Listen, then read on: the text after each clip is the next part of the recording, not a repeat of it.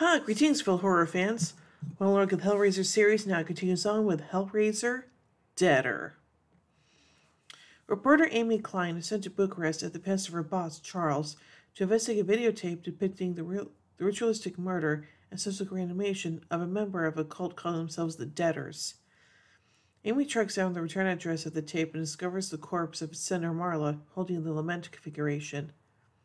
She returns to her hotel and opens the box, triggering an apparent dream in which she summons Pinhead. Amy delves into Bucharest subculture and meets Joey, who warns her about the Deaders and notices that Amy has a self-destructive thing. Amy pursues leads, ultimately tracking down Winter Le Marchand, the leader of the cult. Winter, as a descendant of the toy maker who designed the puzzle box, believes he is destined to access the realm of the Cenobites and become their master. Unable to open the box himself, Winter believes that only an individual exhibiting trauma-induced nihilism can open the box. Sorry, I had to take care of something right there. Anyway. To this end, he founded the Deaders and attracted emotionally vulnerable followers so that he could kill them or reanimate them. Winter does this to Amy, resulting in her experiencing an extended waking dream in which she relieves her father's physical and sexual abuse and her subsequent murder of him as a child. Coming back to the living world, Amy successfully opens the box and summons the Cenobites. Pinhead expresses disdain for Winter and his family, denying that any mortal could ever control the Cenobites. He proceeds to slaughter the Deaders before indicating to Amy that she is now indebted to them by opening the box, saying that her father has been waiting for her in hell. Rather than be taken, Amy kills herself, resulting in the box closing and sending out an electrical charge that banishes Cenobites back to hell and causes the Deaders' compound to explode. Later, Charles, unaware of Amy's whereabouts, assigns a new female journalist to investigate the tape. The film ends with the reporter holding up the puzzle box, which has been recovered from the destroyed compound. Dun dun dun. So now let's take a look at the production of this movie. In 2002, Dimension Films hired screenwriter Peter Briggs to write the 7th entry Hellraiser series after being impressed with its unmade script for Freddy vs. Jason. Briggs' script, entitled Hellraiser Lament, sought to expand upon the first 4 films, ignoring Inferno and Hellseeker.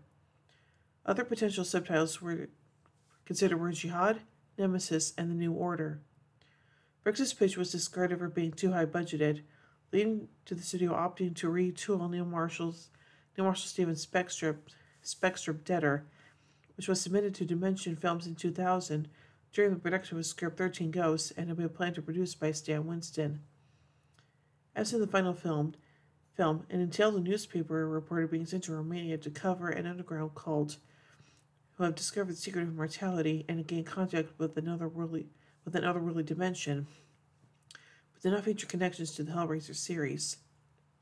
Although Tim Day wanted to write a direct sequel to Hellraiser Hellseeker, featuring a final confrontation between Pinhead and Christie, Bob Weinstein directed him to rewrite Deader into a Hellraiser sequel similar in tone to the Japanese horror films Ring and Pulse. After a brief delay during the production of the 2006 American remake of Pulse, work on Deader resumed. Scott Derrickson was approached to direct but declined, and Rick Boda was rehired from the previous film.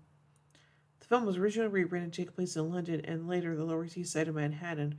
However, the boosters opted to film simultaneously with another Hellraiser sequel titled Hellraiser Hellworld in Romania between October and December 2002 to save costs. Production was difficult due to the inability of the Americans in the cast and crew to understand the Romanian set workers and actors. Yeah, that's kind of interesting. So, yeah. So overall, I think this movie is kind of interesting. I like the fact that it does have some ties to Hellraiser Bloodline, but other than that, it's just okay. So, yeah. So far, I give Hellraiser Deader 3 element configurations out of 5. But anyway, tune out Fridays, wait till the next entry of the series, Hellraiser Hellworld. So until then, remember everyone, whatever you do, don't fall asleep.